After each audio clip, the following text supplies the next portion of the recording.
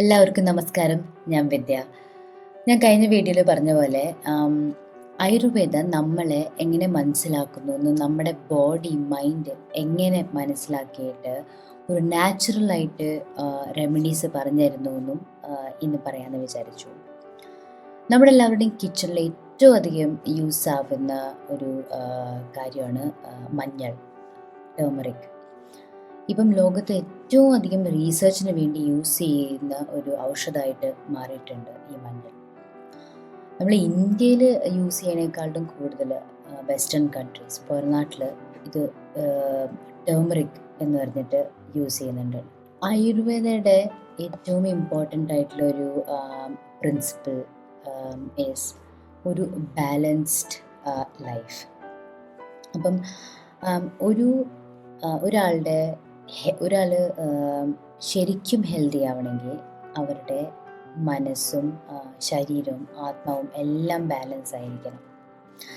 അപ്പം നമ്മുടെ മോഡേൺ ലൈഫിൽ ഡേ ടു ഡേ ചാലഞ്ചസും ഡേ ടു ഡേ സ്ട്രെസ്സും അതൊക്കെ നമുക്ക് നാച്ചുറലി സോൾവ് ചെയ്യാൻ പറ്റും.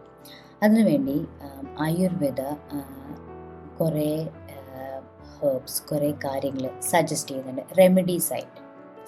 അതിലേറ്റവും ആദ്യത്തെ കാര്യമാണ് മഞ്ഞൾ, ടേമറിക്. അപ്പം ടേമറിക്കിൽ ശരിക്കൊരു നമ്മുടെ ബ്ലഡ് പ്യൂരിഫൈ ചെയ്യാനും നമ്മുടെ ബോഡിയിൽ എന്തെങ്കിലും ഇൻഫ്ലമേഷൻ, സ്വെല്ലിങ് എന്തെങ്കിലും ഉണ്ടെങ്കിൽ അത് കുറയ്ക്കാനുള്ള ഒരു പവറുണ്ട്. അതുകൂടാതെ ഡൈജഷന് വേണ്ടി ഹെൽപ്പ് ചെയ്യും. അപ്പം നമുക്ക് നമ്മുടെ ഡെയിലി ലൈഫിൽ മഞ്ഞൾ ഫുഡിൽ മാത്രമല്ലാണ്ട് ഒരു ചായ കുടിക്കുമ്പോൾ, ഇപ്പം നമ്മൾ രാവിലെ എണീറ്റിട്ട് ചായ കുടിക്കുന്ന ആൾക്കാരാണെങ്കിൽ ചായയിൽ ഒരു പിഞ്ച് അല്ലെങ്കിൽ ഒരു പകുതി ടീസ്പൂൺ മഞ്ഞൾ മിക്സ് ചെയ്തിട്ട് കുടിക്കുക. അതല്ല സാധാ പാൽ കുടിക്കുന്ന ആൾക്കാരാണെങ്കിൽ ആ ഒരു ഗ്ലാസ്സിൽ ഒരു സെയിം ഒരു ഹാഫ് ടീസ്പൂൺ മഞ്ഞൾ മിക്സ് ചെയ്ത് കുടിക്കുക. അങ്ങനെ തന്നെ ഉള്ളൊരു ഒരു ഹേർബാണ് അശ്വഗന്ധ. അശ്വഗന്ധയ്ക്ക് ശരിക്ക് ഒരു ഡൈജഷൻ, നമ്മുടെ ബോഡിയിലെ ഡൈജഷൻ ഹെൽപ്പ് ചെയ്യാനും സ്ട്രെസ് കുറയ്ക്കാനും ഉള്ളൊരു ക്വാളിറ്റി ഉണ്ട്.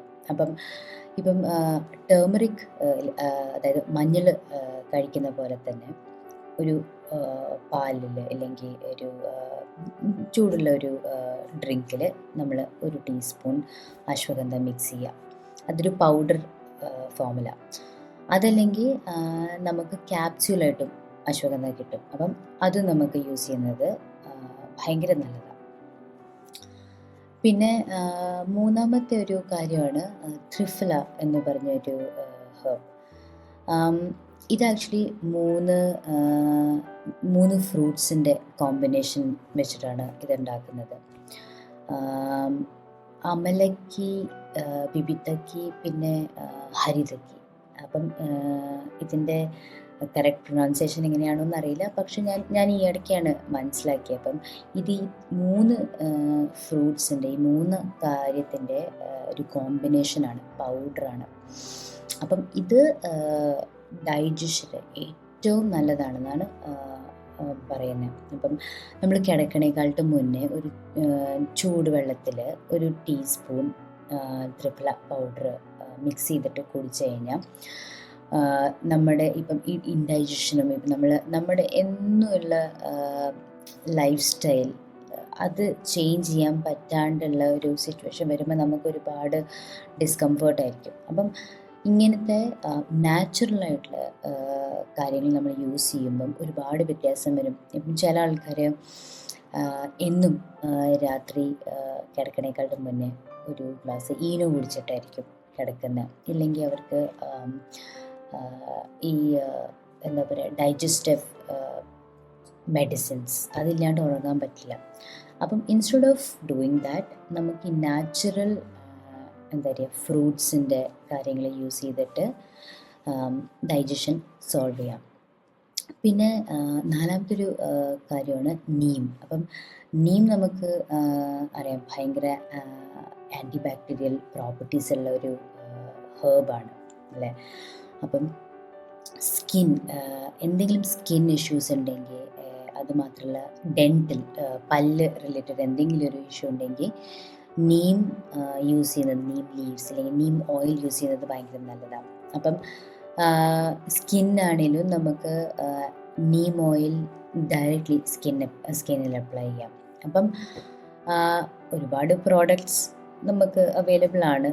ഞാനും കുറേ പ്രോഡക്ട്സ് യൂസ് ചെയ്യാറുണ്ട്. പക്ഷേ ഇങ്ങനെയൊക്കെ നമ്മൾ പഠിക്കുമ്പോഴാണ് മനസ്സിലാവുന്നത് നാച്ചുറൽ രീതിയിൽ നമുക്ക് എന്തൊക്കെ സോൾവ് ചെയ്യാൻ പറ്റുന്നോ, എത്ര നമ്മൾ പ്രോഡക്ട്സ് ഇല്ലെങ്കിൽ എത്ര കെമിക്കൽസ് യൂസ് ചെയ്താലും ആ ഒരു ലെവൽ എത്തില്ല. ഇന്നത്തെ കാലത്ത് ലൈഫ് ഒരിക്കലും തീരാത്തൊരു റാറ്റ് റേസ് ആയിട്ട് മാറിയിട്ടുണ്ടല്ലേ. സ്ട്രെസ്സും ഡിപ്രഷനും ഉറക്കമില്ലായ്മ ഒക്കെ നമ്മുടെ പാർട്ട് ഓഫ് ലൈഫായി മാറി. നമ്മളത് ആക്സെപ്റ്റ് ചെയ്ത് കഴിഞ്ഞു. ഒരുപാട് മരുന്നും ഒരുപാട് ആൻറ്റി ഡിപ്രസൻസും ഒക്കെ കഴിക്കുന്നതിന് പകരം ആയുർവേദം ശരിക്കും നമുക്കൊരു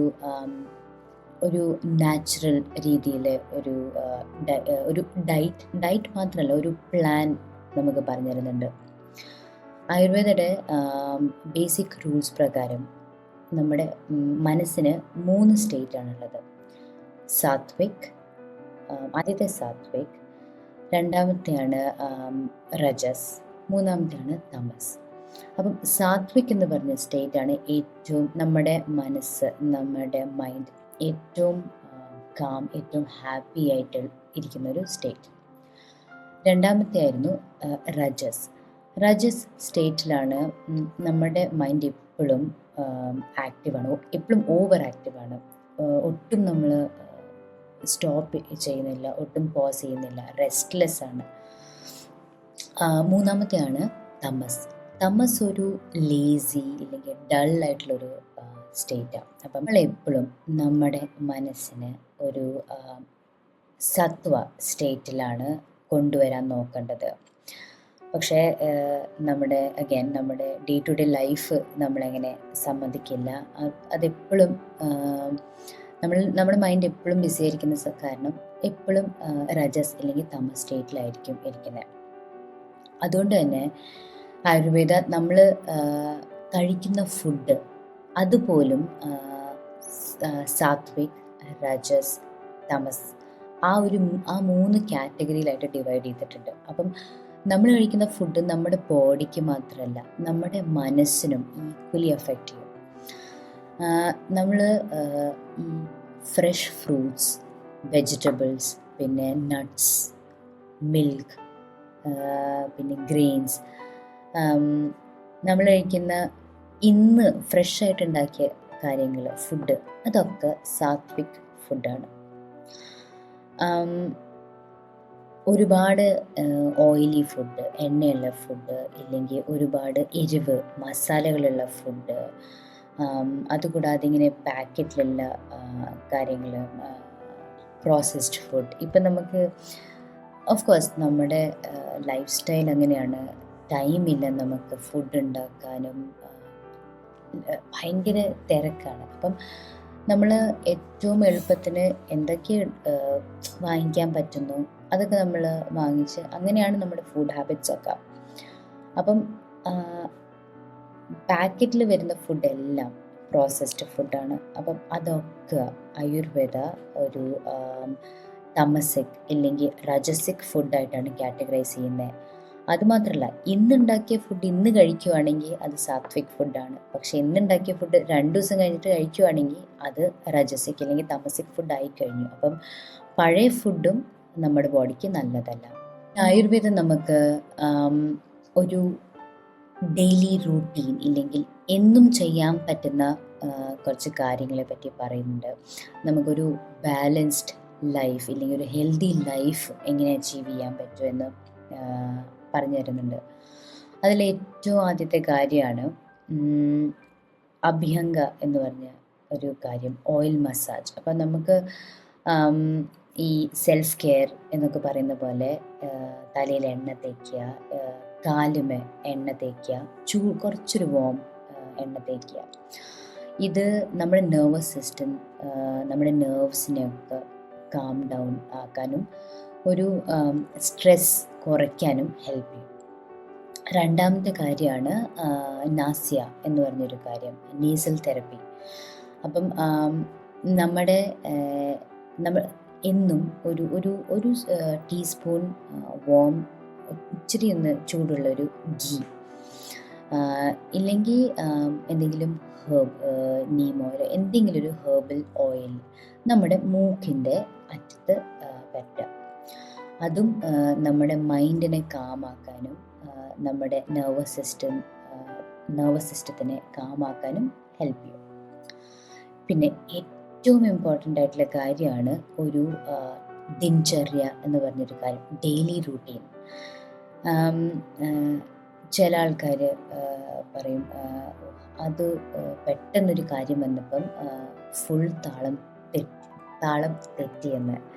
അപ്പം ശരിക്കും അത് നമുക്കൊരു റൂട്ടീൻ ഇല്ലാത്ത കാരണം ഒരു അൺഎക്സ്പെക്റ്റഡ് ആയിട്ടുള്ളൊരു കാര്യം വരുമ്പം എന്ത് ചെയ്യണമെന്നറിയില്ല. അപ്പം അഗൈൻ നമ്മൾ ഒരുപാട് കാര്യങ്ങൾ, ഒരുപാട് റെസ്പോൺസിബിലിറ്റീസ് നമ്മൾ ജഗിൾ ചെയ്തുകൊണ്ടിരിക്കുകയാണ്. അപ്പം വർക്ക് ലൈഫ് ബാലൻസ് എന്നൊക്കെ പറയുന്ന പോലെ ആ ഒരു ബാലൻസിലേക്ക് നമ്മൾ എത്താൻ ശ്രമിച്ചുകൊണ്ടിരിക്കുകയാണ്. അപ്പം ആയുർവേദം പറയുന്നത് നമ്മളിപ്പം വെളുപ്പിനെ 4 മണിക്കോ 5 മണിക്കോ 6 മണിക്കോ എണീക്കണമെന്നൊന്നുമില്ല. 7 മണി 8 മണി എപ്പോൾ എണീക്കുവാണെങ്കിലും അതൊരു കൺസിസ്റ്റൻ്റ് ആയിട്ട് എന്നും ആ ഒരു സെയിം സമയത്ത് എണീക്കാൻ നോക്കുക. അതുമാത്രമല്ല, ഇപ്പം നമ്മൾ കിടക്കാൻ പോകുന്നത് എന്നും ഒരു 10 മണിയാണ് അല്ലെങ്കിൽ 11 മണിയാണെങ്കിൽ അത് സെയിം സമയത്ത് കിടക്കുക. അപ്പം നമ്മുടെ ബോഡി യൂസ് ടു ആവും. അപ്പം ആ ഒരു ഡെയിലി റൂട്ടീൻ വന്നു കഴിഞ്ഞാൽ നമ്മുടെ ബോഡി അത്രയും സ്ട്രെസ്ഡ് ആയിരിക്കത്തില്ല. അവിടെ തന്നെ നമുക്ക് ഒരുപാട് സ്മോൾ ചേഞ്ചസ് കൊണ്ടുവരാൻ പറ്റും. പിന്നെ വേറൊരു കാര്യം, ഈക്വലി ഇമ്പോർട്ടൻ്റ് ആയിട്ടുള്ളൊരു കാര്യമാണ് യോഗ അല്ലെങ്കിൽ പ്രാണായാമം. അപ്പം നമുക്ക് നമ്മുടെ ഡേ ടു ഡേ ലൈഫിൽ ഞാനിപ്പോൾ ഇത് കുറേ കാലം മുന്നേ വായിച്ചതായിരുന്നു, നമ്മൾ ശ്വാസം എടുക്കുന്നത് നമ്മൾ എത്രയോ 10%, 20% ഓഫ് നമ്മുടെ ലങ് കപ്പാസിറ്റി നമ്മൾ യൂസ് ചെയ്യുന്നുള്ളൂ. ബാക്കി 80% അൺയൂസ്ഡ് ആണ്. ബിക്കോസ് നമ്മൾ അത്രയും ഫാസ്റ്റായിട്ട് കാര്യങ്ങൾ ചെയ്തുകൊണ്ടിരിക്കുക, നമുക്കങ്ങനെ ഇരുന്ന് ശ്വാസം വലിക്കാൻ പോലും സമയമില്ല. അപ്പം ഈ യോഗയും പ്രാണായാമമൊക്കെ ചെയ്യുമ്പം നമ്മൾ ഡെഡിക്കേറ്റഡ് ആ ഒരു 10 minutes 15 minutes ഇതിനു വേണ്ടി നമ്മൾ സ്പെൻഡ് ചെയ്യണം. നമുക്ക് പറ്റുന്ന അത്രയും ബ്രീത്തിങ് എക്സസൈസ് ചെയ്യണം. ഒരു ഡിസ്റ്റർബൻസും ഇല്ലാണ്ട് നമുക്ക് വേണ്ടി കുറച്ച് ടൈം സ്പെൻഡ് ചെയ്യണം. അപ്പം കുറേ കാര്യങ്ങൾ ഇപ്പം നമുക്ക് എമർജൻസി സിറ്റുവേഷൻ വരുവാണ്, എന്തെങ്കിലും ഒരു ഹെൽത്ത് ഇഷ്യൂ വരുവാണെങ്കിൽ നമ്മൾ പെട്ടെന്ന് മരുന്ന് കഴിക്കും. ബിക്കോസ് നമുക്ക് ആ ഒരു സമയത്ത് ട്രീറ്റ്മെൻറ്റാണ് വേണ്ടത്. പക്ഷേ ആയുർവേദ എനിക്ക് മനസ്സിലായത്, ആയുർവേദ ഒരു ലോങ് ലൈഫ്, ഒരു ലോങ് ഹെൽത്തി ലൈഫ് നമുക്ക് ജീവിക്കണമെങ്കിൽ ആയുർവേദ ഏറ്റവും നല്ലൊരു കമ്പാനിയനായിരിക്കും, ഏറ്റവും നല്ലൊരു ഫ്രണ്ടായിരിക്കും. അപ്പം ഈ കാര്യങ്ങൾ എനിക്ക് ഭയങ്കര ഇൻട്രസ്റ്റിംഗ് ആയിട്ട് തോന്നി. അപ്പം ഞാനും ഇതിന്ന് കുറേശ്ശെ എൻ്റെ ലൈഫിൽ ഇൻകോർപ്പറേറ്റ് ചെയ്യാൻ തുടങ്ങി. ഇപ്പം മഞ്ഞളിട്ട ചായ അത് ഞങ്ങൾ ചെയ്യാൻ തുടങ്ങി. അതുമാത്രമല്ല, മെഡിറ്റേറ്റ് ചെയ്യുന്നത് ഇപ്പം ഒരു 5 to 10 minutes ആണ് ലൊക്കേറ്റ് ചെയ്തത്, പക്ഷെ ഒരുപാട് വ്യത്യാസമുണ്ട് അത് ചെയ്യുമ്പം. അപ്പം നിങ്ങൾക്ക് എല്ലാവർക്കും ഇത് മനസ്സിലായി എന്ന് വിചാരിക്കുന്നു. ഇന്നത്തെ വീഡിയോ ഇഷ്ടപ്പെട്ടു എന്ന് വിചാരിക്കുന്നു. അപ്പം അടുത്ത വീഡിയോ ആയിട്ട് ഞാൻ ഉടനെ വരാം. അതുവരെ ടേക്ക് കെയർ. Thank you.